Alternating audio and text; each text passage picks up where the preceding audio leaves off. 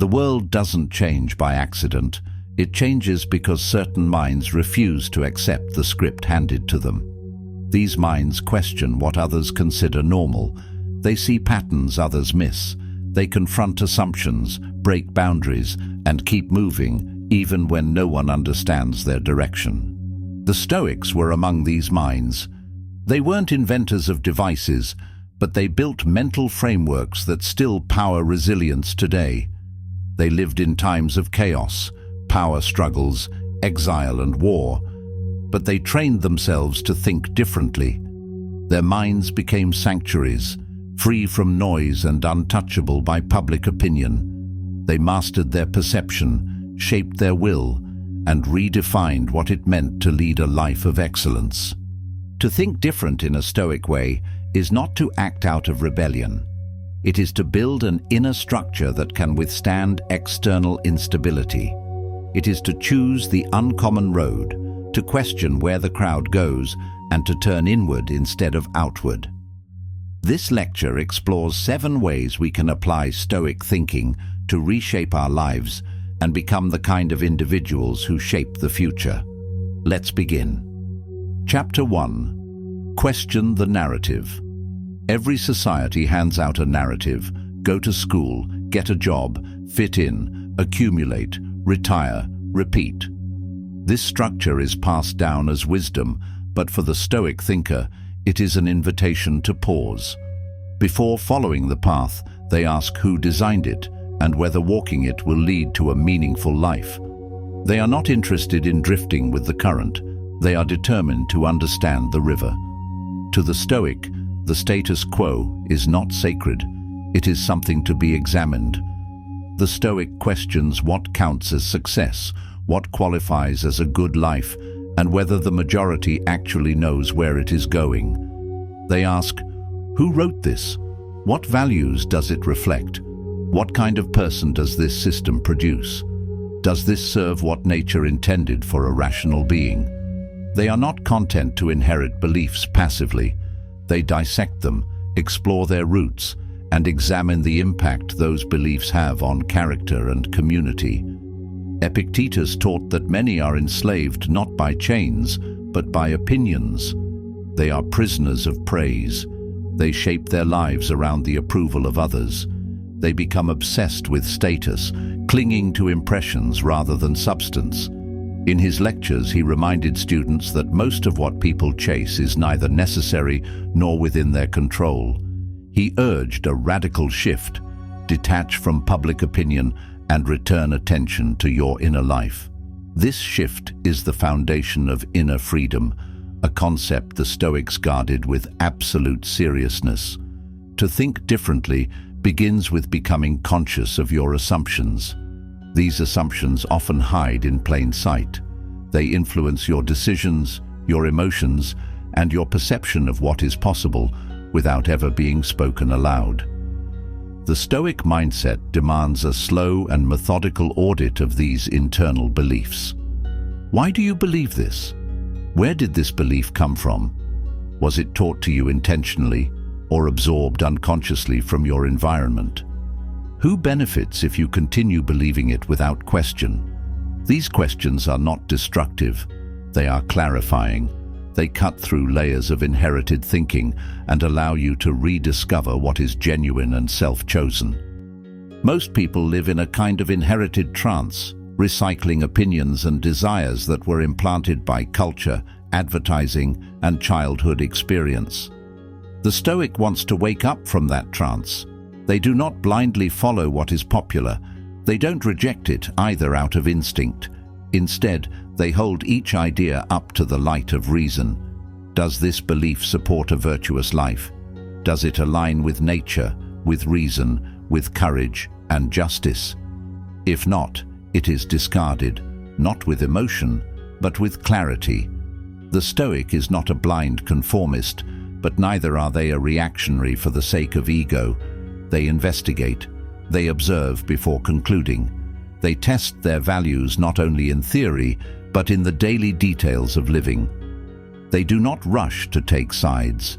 They are not eager to be seen as rebels. Their resistance comes quietly through disciplined thought and intentional action. They sharpen discernment like a blade until their judgment becomes dependable under pressure. They ask themselves whether their opinions are truly their own or just the noise of others echoing through them. Every day, people are moved by trends, caught in cycles of comparison, pressured by invisible norms. They post what is expected. They say what feels safe. They shape their lives to match the image of success handed to them, rarely stopping to consider its source. But once you learn to pause, to truly pause, and examine what you're being told to value, something inside begins to shift. You stop living automatically. You stop chasing things just because others are chasing them. You start seeing how much of life is shaped not by deliberate decision, but by habit and social inertia. You begin to notice how often people act out of fear of standing still, fear of being different, fear of being left out. In that space of observation, the seed of freedom is planted. You realize how little thought goes into most routines, into how people spend their time, their money, their attention. You begin to see the unconscious architecture of modern life: work, consume, display, repeat. And in that realization, you uncover the possibility of change. Not rebellion, not chaos, but clarity. When you question the default path, you begin to notice alternate paths. They were always there, but they were blurred by urgency, hidden by distraction, drowned out by noise. Now, you see them more clearly. You begin to slow down, not because you're lazy, but because you're deliberate. You observe what others rush past. You notice what others dismiss. You take time to think through what matters most. In a world that rewards reaction, you begin to cultivate response. You learn to be deliberate in a world that rewards speed.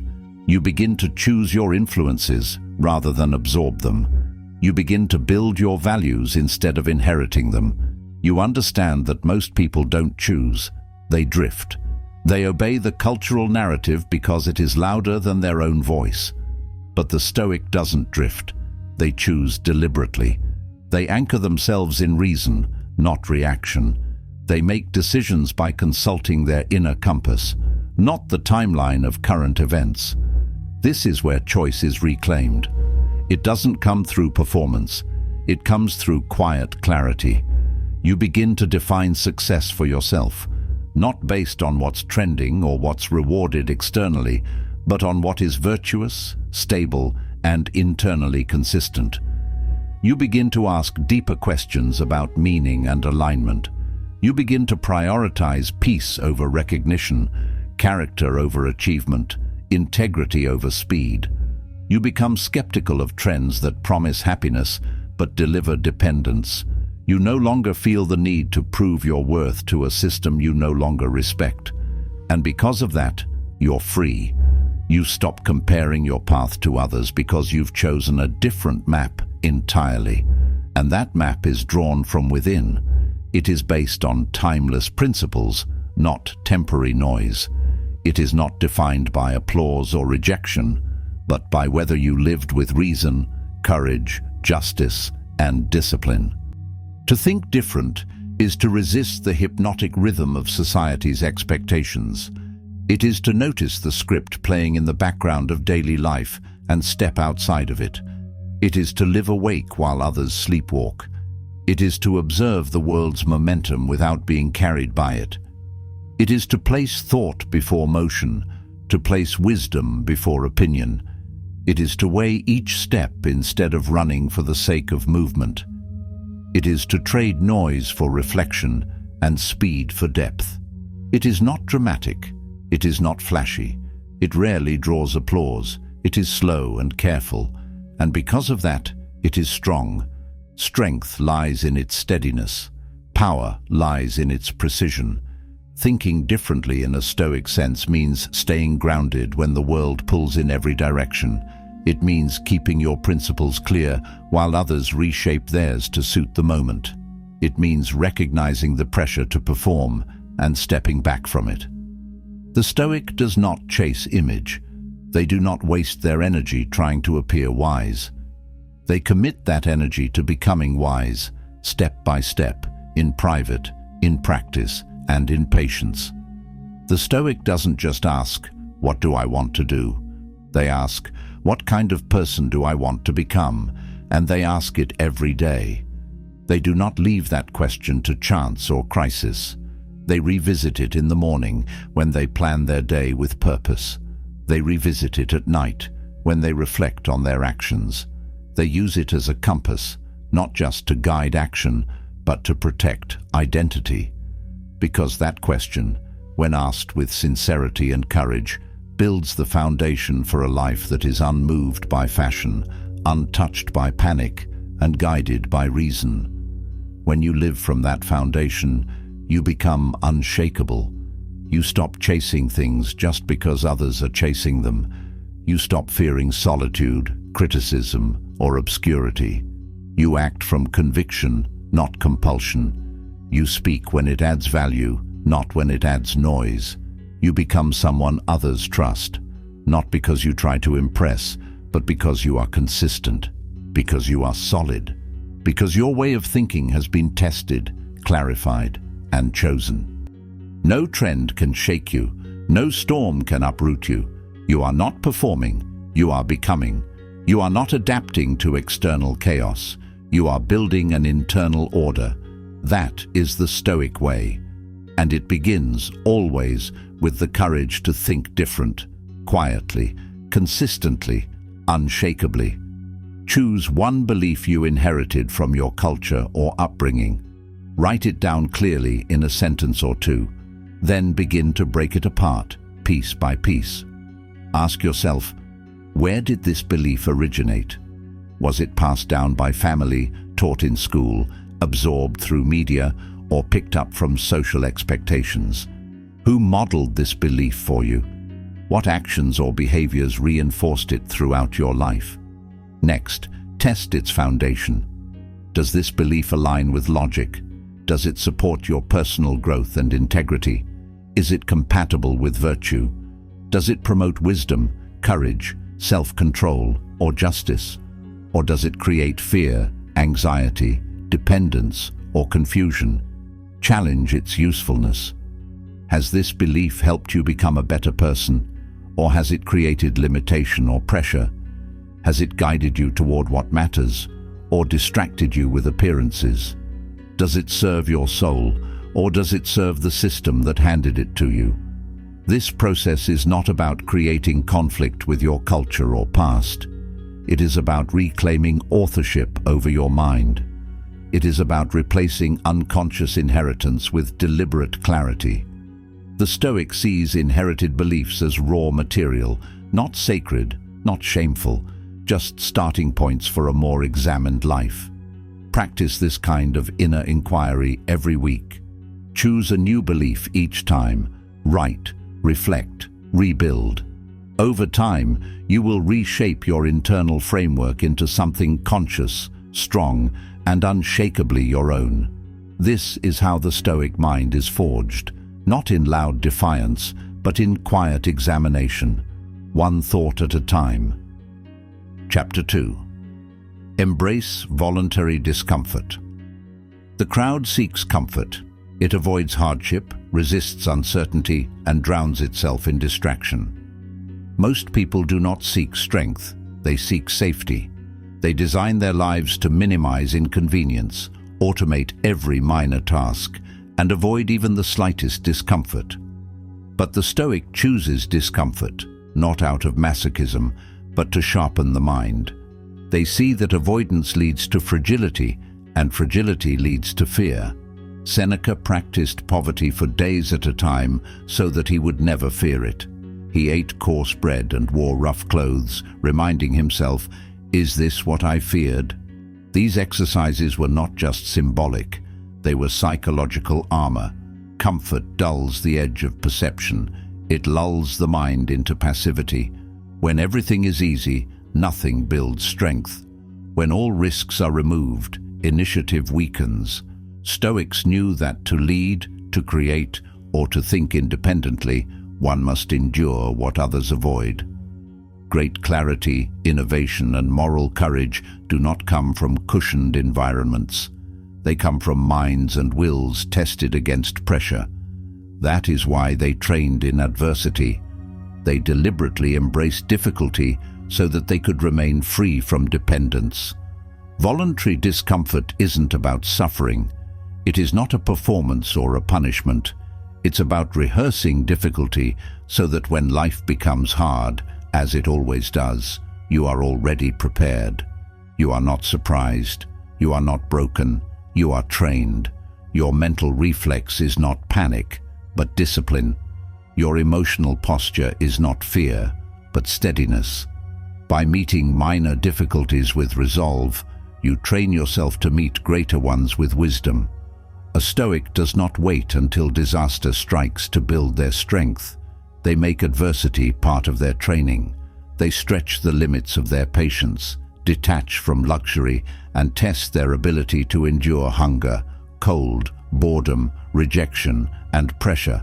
They learn to act when others freeze, to adapt when others collapse, and to remain clear-headed when others break under stress.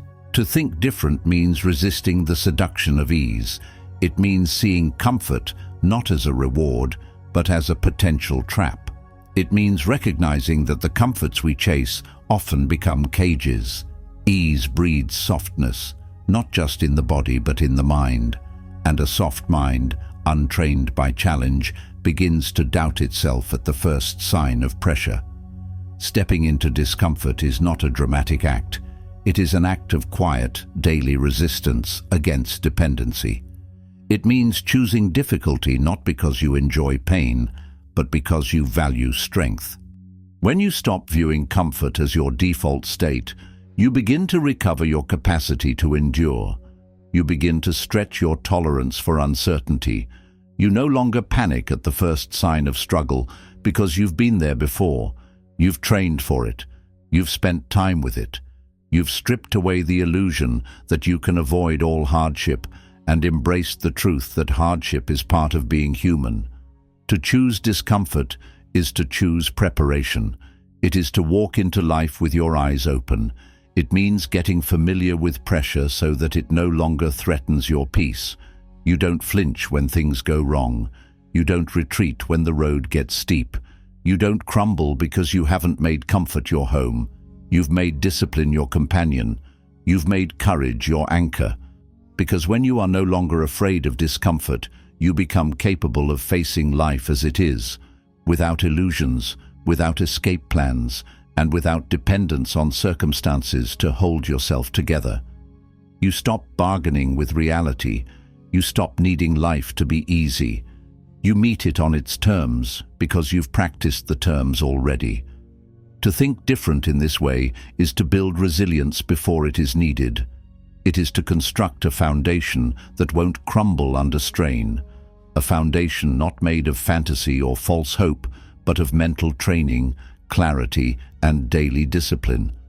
It is to lead your own training day by day by choosing the harder path when it strengthens you.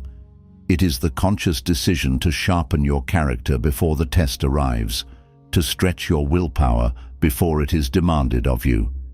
It means treating each obstacle as part of the curriculum, an assignment from life, a lesson in disguise. You begin to interpret struggle as rehearsal, not ruin. And when that becomes your mindset, discomfort no longer intimidates you. It becomes familiar. You recognize it not as punishment, but as preparation. You stop recoiling from difficulty and begin to approach it as a craftsman approaches raw material, as something to work with, shape, and learn from. In time, discomfort becomes a teacher, not an enemy. It becomes a guide that sharpens focus, reveals weakness, and forges discipline. It shows you what you rely on too much. It surfaces the mental shortcuts and emotional reactions you haven't yet mastered. Discomfort becomes a mirror and a whetstone. It reflects where you stand and helps refine who you are becoming. It becomes a tool, not a torment. It becomes part of your daily practice, as natural as breath, as necessary as reflection. and it becomes a quiet, enduring source of freedom. The kind of freedom that comes when you no longer need life to be painless in order to keep going. When you can walk through uncertainty and hardship with steadiness, with inner stillness, with faith in your trained response. That's what the Stoics trained for, not to escape pain, but to be greater than it, not to be comfortable, but to be capable, not to avoid hardship, but to carry it with strength and still move forward. They didn't hope for ease, they trained for difficulty. They didn't wait for ideal conditions, they cultivated inner power. This is the path of the one who thinks differently. This is the mark of the one who is prepared, the one who can bend, but not break, the one who turns discipline into direction and pressure into purpose. Once a week, do something difficult on purpose. Take a cold shower, wake up early, even on weekends. Commit to morning push-ups and sit-ups, even when you don't feel like it. Walk instead of drive. Skip a meal. Delay gratification. Choose the stairs instead of the elevator. Speak up in situations where you normally stay silent. Sit in silence with discomfort instead of rushing to distract yourself. Turn off your phone for several hours and embrace boredom without escape. Observe your reactions, not just your physical resistance, but your thoughts. What excuses arise? What internal dialogue tries to pull you back into comfort? Pay attention to how your mind negotiates with discomfort. This is where the real training begins, not in the action alone, but in how you relate to it. Strengthen your ability to act regardless of conditions. Choose what is right, not what is easy. Lean into situations where part of you wants to quit and stay there a moment longer. Build tolerance for uncertainty, boredom, hunger, fatigue, and even rejection. These are the arenas in which strength is earned. These are the moments that harden resolve. The goal is not to suffer. The goal is to train. You are building a mind that doesn't panic when plans fall apart, a body that moves even when it's tired, a spirit that stays anchored in purpose even when no one is watching. That kind of discipline doesn't come from comfort. It comes from these small moments, repeated with intention. Practice this consistently. Once a week is a minimum. Over time, you will find yourself choosing discomfort more often, not because you enjoy it, but because you trust what it builds in you. This is how the Stoic sharpens the edge, quietly, repeatedly, with courage. Chapter 3. Master the art of perception. Events don't disturb us, our judgments do. Marcus Aurelius repeated this truth often. The same moment can be viewed as a tragedy, a lesson, or an opportunity depending on the lens through which we view it. This is not a poetic metaphor, it is a foundational truth in Stoic thought. The Stoic trains the mind to see clearly, without distortion, without panic, and without the noise of ego or fear. We often think that it is the external event that causes distress, but it is almost always the story we attach to that event that fuels our suffering. An insult becomes unbearable, not because of the words spoken, but because we interpret it as an attack on our worth. A delay becomes frustrating because we decide it's a waste of time, rather than an opportunity for patience. Pain becomes unmanageable when we believe it should not exist. The Stoic sees through this illusion and works to break the chain between event and emotional reaction. To think differently means refusing to accept first impressions. It means slowing down before reacting. The Stoics called this the discipline of assent, pausing before giving your full agreement to the judgments that automatically arise. Most problems are amplified by interpretation, not the event itself. Anger, despair, fear, they are often consequences of our appraisal, not of the situation. When we intervene at the level of perception, we change the emotional outcome. Marcus would remind himself, "You have power over your mind. not outside events. Realize this, and you will find strength. That strength is not passive, it is not denial or suppression, it is clarity. Every obstacle is first a perception problem. If you believe something is unbearable, you will shrink. If you believe it is training, you will grow. This shift in framing is not a trick. It is a choice, available in every moment, and practiced over time until it becomes second nature. The world will always contain chaos. There will always be disruption, difficulty, and unpredictability. No amount of planning or control can eliminate life's volatility. The Stoic does not waste energy wishing for a calm world. They focus on calming their response to the world. Because perception is the gatekeeper between experience and emotion. It is the first and most powerful point of influence. And while you cannot always prevent the storm, you can train your eyes to see through it. Perception can bring order to the inner world. It can create stillness amid noise. And from that order, you gain access to freedom. You can respond instead of react. You can hold your position rather than collapse under pressure. You can choose your posture instead of falling into patterns. You can meet insult with dignity. You can meet uncertainty with patience. You can preserve your values even when the situation is hostile. Thinking clearly is rare because it requires effort. It's easier to go with the emotional current. It's easier to take the first thought as truth. But the Stoic commits to a higher standard. They pause, they filter, they reflect. It takes detachment, which means stepping back from ego and impulse. It takes courage, which means staying present in discomfort. It takes reflection, which means a willingness to examine not just the situation, but your interpretation of it. The reward is internal stability. You gain a calm center from which decisive external action can emerge. You can do what needs to be done, not what your anger urges, not what your fear screams, but what your judgment confirms. This clarity in perception is not cold or distant. It is deeply compassionate. It gives you the ability to understand not only yourself, but others.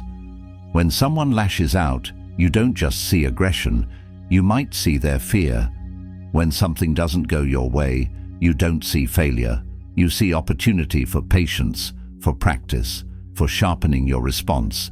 It's not about controlling your emotions like a machine. It's about guiding them like a skilled pilot guides the ship, calmly, intentionally, precisely.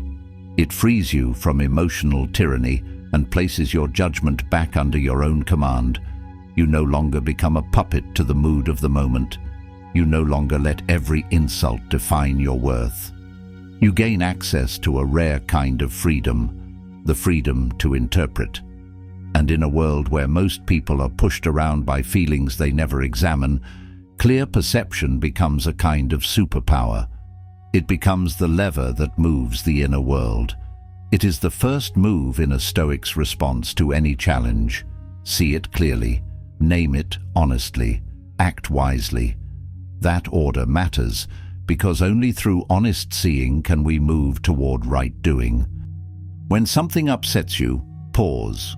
Resist the urge to react immediately, and instead turn inward for a moment of reflection. Begin by writing down the facts as clearly and neutrally as possible, what actually happened without exaggeration or emotional language. Then, in a separate section, write down your immediate thoughts, feelings, and assumptions about those facts. Identify any judgments, expectations, or imagined consequences that colored your reaction. Separate the event from your opinion. This distinction is critical. Most suffering arises not from the event itself, but from how we interpret it. By examining that gap, you begin to create space between stimulus and response. You learn to observe rather than absorb. Over time, this practice builds mental clarity, emotional discipline, and a deeper understanding of how your mind operates. It is one of the simplest yet most powerful exercises in Stoic training. Chapter 4. Train in daily reflection. Self-examination is the foundation of mastery. The Stoics reflected every day, morning and night. What did I do? What did I avoid? Where did I slip? Where did I hold firm? These were not casual reflections. They were deliberate, rigorous check-ins with the self. The Stoic did not wait for life to demand accountability. They created a space for it, daily. This is not about self-criticism. It is about sharpening awareness. It is a form of internal leadership. Without reflection, progress is random, and mistakes are repeated unconsciously. With reflection, improvement becomes deliberate, and insight becomes actionable. Socrates said that the unexamined life is not worth living. The Stoics practiced this examination daily, not as an occasional moral inventory, but as a living discipline, like physical training for the soul. Thinking differently requires detachment from pride. It means resisting the temptation to protect your ego at all costs. It means refusing to hide from weakness and refusing to congratulate yourself prematurely. It means not allowing flattery to inflate you or failure to define you. The Stoic understands that pride is often the very thing that prevents growth. It makes us defend what we should be improving. It blinds us to correction. It keeps us stuck in appearances rather than helping us root ourselves in substance. To think clearly, you must be willing to dismantle your illusions. You must be willing to say, "I was wrong," not with shame, but with sincerity. You must see mistakes not as failures, but as feedback, raw data that teaches you where your limits are and where your work must continue. Pride resists this process, but the Stoic welcomes it. They know that truth, even when painful, is the only material strong enough to build character upon. A house built on ego collapses easily. A house built on honest self-examination endures. This process of detachment does not mean becoming emotionless. It means becoming unafraid of truth. It means facing your own contradictions without flinching. It means holding yourself to the standard you admire, not the standard others approve of, and not the standard that feels comfortable. The Stoic does not ask, "Did people like me today?" They ask, "Was I just today? Was I courageous? Was I disciplined? Did I act with wisdom?" These are the questions that shape a principled life. And this discipline must be consistent. It must hold when no one is watching. It must persist even when applause fades or criticism grows loud. To think differently in this way is to think with integrity, to build an internal mirror that reflects back who you are, not who you pretend to be. Reflection is the act of reclaiming responsibility. It is an act of courage, to look inward without flinching and to name things honestly. This kind of clarity does not arise from comfort. It is forged through honesty, discipline, and humility. It turns experience into wisdom rather than letting experience pass by unabsorbed. It captures each day, each failure, each choice, and distills from it a clearer sense of direction. It transforms moments into principles that guide future behavior. A difficult conversation becomes a lesson in courage, not only in what you said, but in how you listened, how you stood your ground, or how you chose not to retaliate. A lazy decision becomes a lesson in discipline, not just because of its outcome, but because it reveals where your attention and standards slipped. A moment of indulgence becomes a lesson in self-control, not as a moral failure, but as insight into your cravings and habits. Each reflection becomes a tool for living with greater precision, like tuning an instrument to produce clearer sound, action by action. Over time, even small experiences take on greater meaning. You begin to trace patterns, how you handle pressure, what triggers avoidance, what strengthens your resolve. You no longer drift through days unaware. You begin to use every moment as material for building your character. Reflection doesn't just record what happened. It reinterprets it, reshapes it, and stores it for future application. The past becomes your teacher, the present becomes your training ground, and the future becomes your test. It shapes identity with precision and purpose. You stop drifting between roles and start defining your character. You stop being a mirror for other people's expectations and start becoming a reflection of your own values. You stop being defined by external feedback and start living by internal alignment. And that alignment brings peace. It brings consistency. It brings strength. You don't just appear solid, you are solid. You are aware of your values, aware of your flaws, and committed to refining them both. Over time, repeated reflection solidifies not just self-awareness, but self-trust. You learn to recognize your patterns, own your decisions, and refine your direction. You no longer fear mistakes because you've learned how to learn from them. You no longer run from failure because you understand it can be shaped into strength. You trust yourself, not because you are perfect, but because you have built a pattern of returning, of recalibrating, of growing deliberately. Chapter 5. Build the Inner Citadel. The Stoics spoke of the inner citadel, a place within the self that is beyond the reach of fortune, insult, or suffering. It is not a physical place, but a trained mind. It is built brick by brick through discipline, awareness, and detachment. This citadel is your true home. It does not depend on approval, luxury, or external order. It cannot be accessed by critics or thieves. It is immune to trends, untouched by market crashes, and unaffected by praise or insult. It is stable when the world is unstable. It is free when others are bound by fear. It is calm when others panic. It is where your principles live. It is where your deepest commitments reside. When everything outside is in motion, this inner structure holds still. To think different means living from this citadel. It means rejecting victimhood and owning your responses. It means refusing to blame the world for your inner state. It means standing your ground when your emotions are pulled in every direction. It means saying, "This is mine," when referring to your character, not your reputation, not your possessions, not your comfort, but your integrity. It means anchoring your peace in what cannot be taken from you. What is built through virtue cannot be stolen. What is developed through practice cannot be purchased or lost in a moment.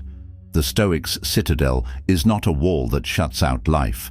It is a foundation that allows you to engage with life fully without being destroyed by it. It gives you the strength to be open without being overwhelmed, to feel without being ruled, to suffer without being shattered. It is not a fortress of escape, but a fortress of preparation. It holds your clarity. It protects your judgment. It reminds you who you are when the world tries to tell you otherwise. Marcus Aurelius ruled an empire, but he knew the empire he must first govern was within. He had wealth, armies, advisors, monuments, but he also had loss, betrayal, illness, and constant pressure. When his body ached, when betrayal surrounded him, when power failed to satisfy, he returned to his citadel. He turned inward. He wrote to himself in the quiet hours, not to impress anyone, but to stay anchored. He reminded himself that the soul can remain untouched, that no matter what others do, no matter how much fortune rises or falls, the mind remains within your power. And in that space, there is always room for strength, for clarity, and for peace. Create a morning routine that strengthens your inner life. Meditate, journal, read Stoic texts, or sit in silence. Let your first actions of the day speak to who you are becoming, not what the world demands from you. Begin each morning with intention rather than reaction. Resist the urge to check your phone or respond to outside voices before you've first heard your own. This time is not a luxury, it's a foundation. It's where you anchor your attention before the day tries to scatter it. It's where you remember your principles before temptation or frustration tests them. When you rise and begin with reflection, stillness, or reading, you are choosing to lead yourself before life leads you somewhere else. Build your citadel before the world begins to speak. Strengthen your inner clarity before noise floods in. Let your first encounter each day be with virtue, not with news, not with emails, not with distraction, but with what is timeless and within your control. The quality of your morning often shapes the quality of your choices. Build this time deliberately. Defend it fiercely. It is your preparation ground for the battles and opportunities ahead. Chapter 6. Redefine strength. To think different in the Stoic sense means redefining what it means to be strong. Strength, in most cultures, is often associated with force, dominance, control, or visible toughness. But the Stoic does not measure strength in muscle or command. They measure it in endurance, restraint, clarity, and resilience. They measure it in how well you hold your ground when life tests you, in how deeply you remain rooted when the winds of emotion and pressure blow hardest. True strength, to the Stoic, is not loud. It is quiet. It is not aggressive. It is stable. It is the ability to remain kind in the face of cruelty, steady in the face of insult, grounded in the face of loss. It is the refusal to be ruled by anger, the discipline to resist impulse, the courage to accept what is beyond control. Strength is not only about what you can force, it is about what you can endure with dignity. Epictetus endured slavery. Marcus Aurelius endured immense responsibility and personal grief. Yet their writings reveal a calm, reasoned mind, a mind trained not to collapse under suffering, but to rise within it. They did not need perfect conditions to think clearly. They created clarity through discipline. That is the Stoic ideal, not to be unshaken because life is easy, but to be unshaken because you are prepared. Strength to the Stoic is not reactive toughness. It is premeditated stability. It is not built in the spotlight, but in solitude. It is not given by status, but earned by effort. These men became strong not because they were spared pain, but because they faced it directly and refined themselves within it. This kind of strength is built in small ways, by waking up early when it's easier to sleep in, by committing to a daily workout, not for vanity, but for discipline, by pushing through when motivation fades and only your decision remains, by doing push-ups and sit-ups in the morning, even when the bed feels warm and your mind is full of excuses, by showing up for your own standards, not because someone is watching, but because that's who you are building yourself to be, by choosing structure over chaos and consistency over impulse. Strength is also built in subtle interactions, by listening instead of defending, by letting someone finish a sentence you disagree with without interrupting, by holding space in a conversation without trying to control it, by staying calm in traffic when you're late, patient in frustration when things don't go your way, composed in conflict when others raise their voice. Strength is the voice you don't raise, the complaint you don't speak, the impulse you delay. It's the ability to endure the small annoyances of life without letting them contaminate your character. These are not minor gestures, they are deep practice. These are the daily reps that shape the mind into something immovable. They're not measured in applause or attention, but in internal alignment. When you can stay grounded while someone else is losing control, you've proven mastery over yourself. When you can remain kind without being passive, firm without being aggressive, silent without being weak, you've crossed into the realm of Stoic strength. These are the invisible victories that make you formidable, the kind of strength that doesn't announce itself, but becomes obvious in how you move through difficulty.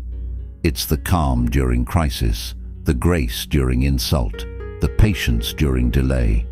You become the steady presence in the room, the one who can be trusted when emotions run high. And that presence doesn't come from chance, it comes from training. This practice is not dramatic, it is deliberate. It is the discipline of small decisions made with clarity. It doesn't depend on ideal conditions, it thrives in ordinary ones. You don't wait for hardship to reveal your weakness. You rehearse fortitude in moments where you could easily give it away. You test your patience on purpose. You check your reactions in real time. You treat every situation as an opportunity to stay grounded, to apply what you say you believe. And the more you do this, the more your strength becomes second nature. It moves from effort into identity. It stops being a stretch and becomes who you are. People may not even notice it at first, but over time, your stillness becomes contagious. Your calm begins to guide others. Your composure becomes a kind of gravity. And the best part, it is available to everyone. You don't need privilege. You don't need permission. You don't need perfect circumstances. You only need commitment and consistency. You only need to choose the harder response when it builds the better self. Because the Stoic knows, the strongest walls are not built in crisis, but long before it, brick by brick, choice by choice, one small act of discipline at a time. And every act adds weight to your foundation. Every act prepares you for the day when things fall apart, and you don't. Choose one area of life where you often feel reactive. It could be during arguments, deadlines, social discomfort, family tension, or criticism. Identify it clearly. Notice the patterns. What situations trigger an automatic emotional response in you? What habits do you fall into without thinking? Defensiveness, withdrawal, blame, aggression. Now practice pausing. In that pause, breathe. Create a space between stimulus and reaction. Count to 5. Let your awareness catch up to the moment. Ask yourself, what is happening right now? Not just externally, but internally.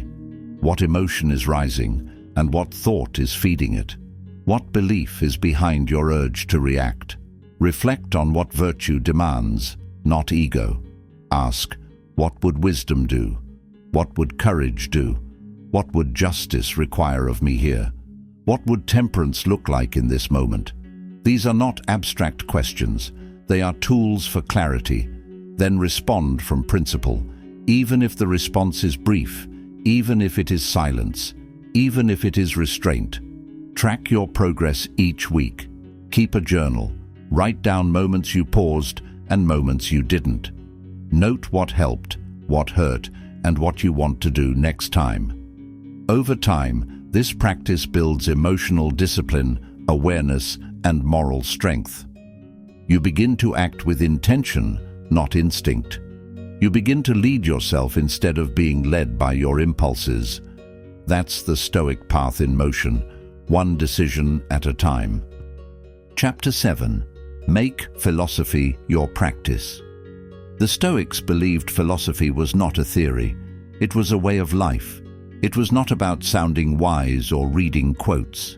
It was not something you performed in conversation and then ignored in practice. It was about living in alignment with reason every day, in all things. Philosophy was practical, physical, and deeply personal. It shaped how they spoke, how they worked, how they treated others, and how they prepared for death. It was not reserved for scholars. It was demanded of anyone who claimed to live with integrity. To the Stoics, a philosopher was not someone who had all the answers, but someone who was deeply committed to questioning, reflecting, and applying what they discovered. Philosophy was not an identity. It was a discipline. To read a passage from Epictetus and then yell at a friend was a failure. To write about courage and then hide from discomfort was hypocrisy. The Stoics didn't ask, "What do I know?" They asked, "How am I living?" To think different is to treat philosophy like training. Just as athletes train the body, the Stoic trains the mind. Not once in a while, but daily. Through exercises like journaling, premeditatio malorum, preparing for adversity, morning intentions, evening reflections, voluntary hardship, and ongoing dialogue with the self, they strengthen their moral clarity. They prepare, not for ease, but for the unpredictability of life.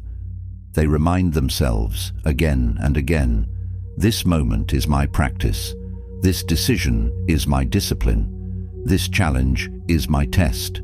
A Stoic does not merely consume wisdom, they convert it into action. They know that intellectual knowledge means little without ethical application. Reading about courage means nothing unless you apply it when afraid.